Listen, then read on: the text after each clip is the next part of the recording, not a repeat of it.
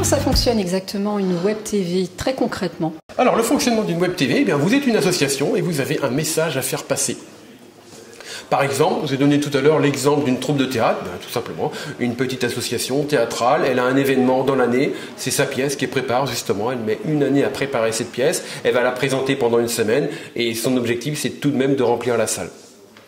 Alors nous, qu'est-ce qu'on fait? Eh bien nous on va intervenir, on va faire un reportage vidéo, mais on ne va pas lui demander uniquement ça, on va lui demander au fur et à mesure de la création de cette pièce, c'est de nous envoyer des infos. Une info composée d'une vingtaine de lignes, composée d'une photo, et ça suffit. L'intérêt de TV sur Earth, ça va être justement de rayonner, de faire de l'info. Parce que nous, on sait le faire, et on a des permanents chez nous qui savent le faire.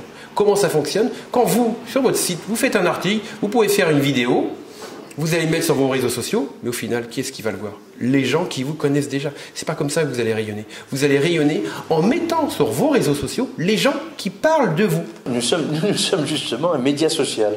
C'est-à-dire qu'on a créé des plateformes qui permettent de véhiculer l'information faite par des web TV.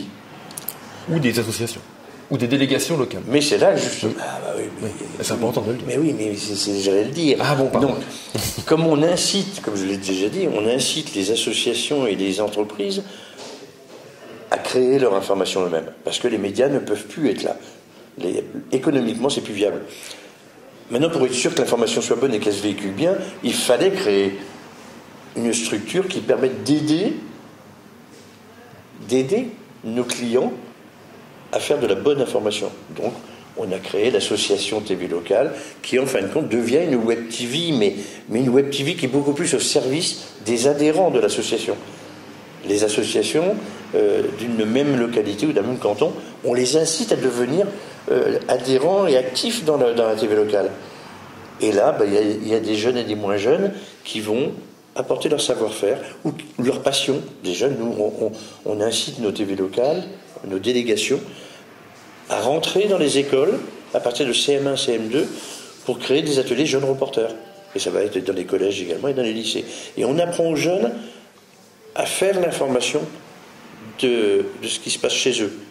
Mais on va leur apprendre également à faire de la captation, c'est-à-dire à bien faire une image, bien cadrée, bien montée. Et de là, on va passer à autre chose. On ne fait plus de l'actualité, ils vont pouvoir faire des courts-métrages.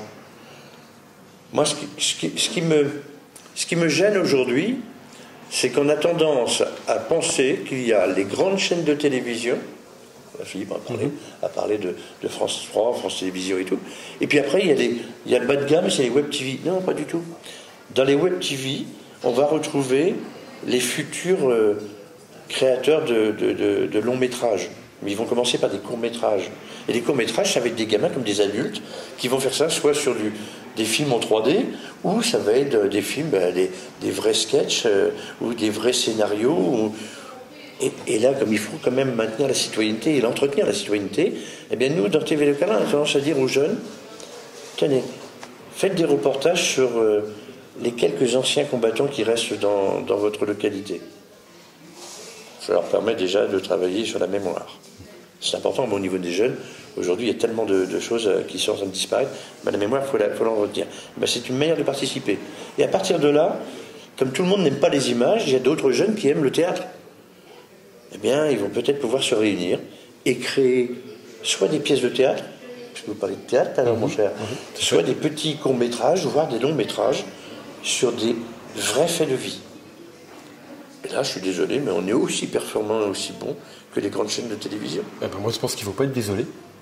On est aussi bon et aussi performant que les grandes chaînes de télévision. Et d'ailleurs, je ne me vois pas en tant que média comme un bas de gamme. Moi, je me verrais plutôt un peu au milieu. Bien sûr que France Télévisions, TF1 sont plus connus que nous. Mais en attendant, par rapport aux articles de presse, je nous situerais entre les articles de presse et les médias nationaux. Mais bientôt, grâce à la Fédération nationale des web TV, on devrait justement progresser. Et de toute manière, on voit bien, la plupart des gens vont communiquer avec leur smartphone, leur tablette, l'ordinateur portable, et puis avoir accès aux vidéos, aux articles, à l'information via ça.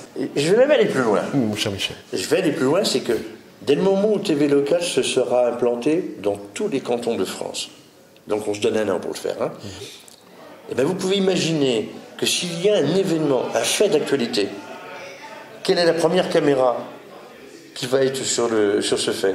C'est obligatoirement quelqu'un qui qui aura rejoint la fédération TV locale. Bien entendu. C'est-à-dire qu'on sera en avance sur l'actualité par rapport aux grandes chaînes.